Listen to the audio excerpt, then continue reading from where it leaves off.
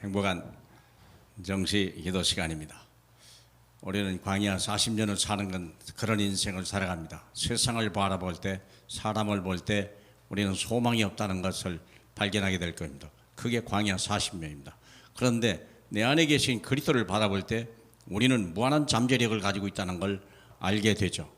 특별히 오늘 본문에 보면 오늘의 주제는 중요한 각인 뿌리 체질.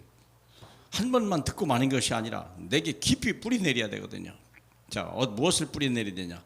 신명기 8장 11절로부터 14절까지 보면 내가 오늘 내게 명하는 여호와의 명령과 법도와 규례를 지키지 아니하고 네 하나님 여호와를 잊어버리지 않도록 삼갈지어다. 언제? 네가 먹어서 배부르고 아름다운 집을 짓고 거주하게 되며 또 내 소와 양이 번성하여 내 은금이 정식되며 내 소유가 다 풍부하게 될 때에 내 마음이 교만하여 내 하나님 여호와를 잊어버릴까 염려하노라. 조금 믿었다가 하나님 응답받고 축복을 받으니까 하나님을 버려버리고 이제는 자기 돈을 의지하고 세상 권력을 의지하고 자신을 의지하는 옛 체질로 다시 돌아간단 말이에요.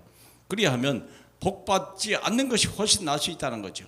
그래서 하나님이 계속 내가 너에게 준 법도와 규례와 율례를 떠나지 마라. 그걸 지켜라 그랬어요. 너희 하나님 여호와를 잊어버리지 않도록 삼갈지어다. 중요한 광야 40년의 중요한 일은 어떻게 살아나느냐가 중요한 게 아니고 우리가 어떻게 하나님의 언약의 말씀을 깊이 각인 뿌리 체질 내릴 수 있냐, 거기에 달린 거예요. 뭘 하는 게 아닙니다. 사랑하는 여러분, 이미 와 있는 응답을 내 것으로 만드는 그 작업이 중요한 거예요.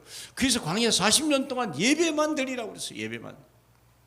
오직 주 너희 하나님 여호와를 사랑하라 그랬어요. 내 마음을 다하고 힘을 다하고 생명을 다하고 뜻을 다하여 내 주 하나님을 사랑하라. 그게 예배 성공이거든요. 그것을 집에 있을 때, 길 갈 때든지 잠잘 때든지 그것을 손목에 매라, 이마에 붙여라 그랬죠. 무엇을 내깁니까? 출애굽기 3장 18절 어린 양의 피. 바로 그거예요. 내가 구원받고 하나님의 택한 백성이 되었다는 거죠. 레위기 1장 이제 예배를 드리는데 제사를 드리라는 거예요. 내 소와 양으로 제물을 드리라. 그리 되어 있어요. 번제와 화목제와 소제와 속제제와 속건제, 이런 예물을 끊임없이 드리라는 거예요. 하나님과 우리 사이에 틈이 생기지 않게 하라. 마귀가 들어오지 못하도록 하라. 하나님과 내와 늘 틈이 없어 늘 하나님과 함께 누리는 그게 예배 성공이에요.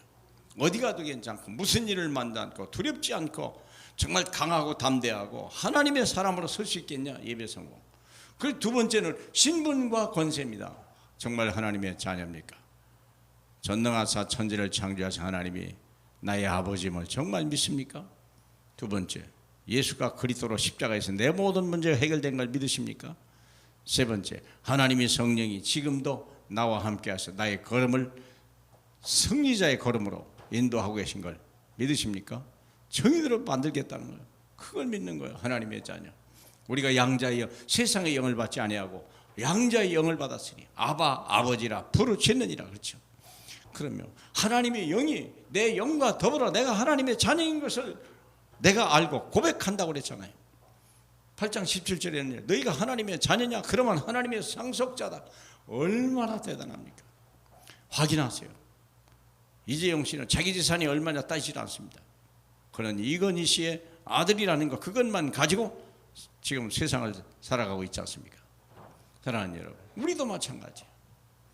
그리고 우리에게 중요한 게 미션 수행이 있습니다. 전 세계를 살리라는 거예요. 모든 민족을 살리라는 거예요.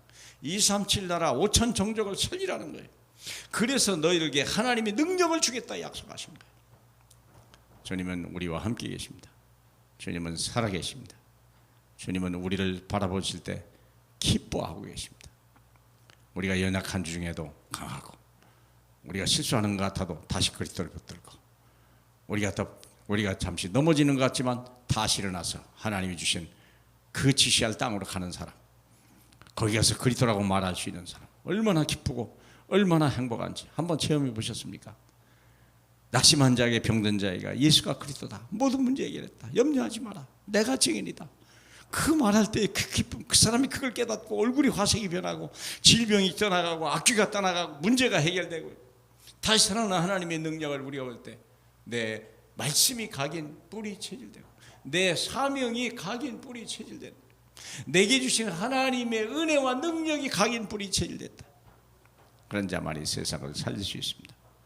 세상이 여러 가지 환경 때문에, 코로나 때문에, 정치 때문에 어렵다고 물론 틀린 건 아닙니다. 그러나 그것을 뛰어넘고 그들을 살려내고 그 중에서 하나님의 이 일을 바라보고 행하는 사람들이 될 때 하나님은 이 시대를 살리는 생명의 빛으로 저희와 함께 계십니다. 새 힘을 얻으시길 주님의 이름으로 축복합니다. 우리 하나님 아버지 감사합니다. 우리가 무엇이간데 이렇게 하나님의 자녀 삼을 걸 부끄러워하지 아니하시고 오늘도 우리 안에 계셔서 우리의 마음과 생각을 다스리게 하시고 이제는 살려고 본부등하는 자였으나 이제는 한 영혼 영혼을 살리는데 우리의 온 마음과 힘을 다하는 전도자로 된 걸 너무나 감사합니다. 가는 곳마다 하나님 나라가 임하고 귀신이 떠나가고 재앙과 저주가 멈추는 놀라운 역사 일어나게 하옵소서. 예수님 이름으로 기도합니다. 아멘. 고맙습니다.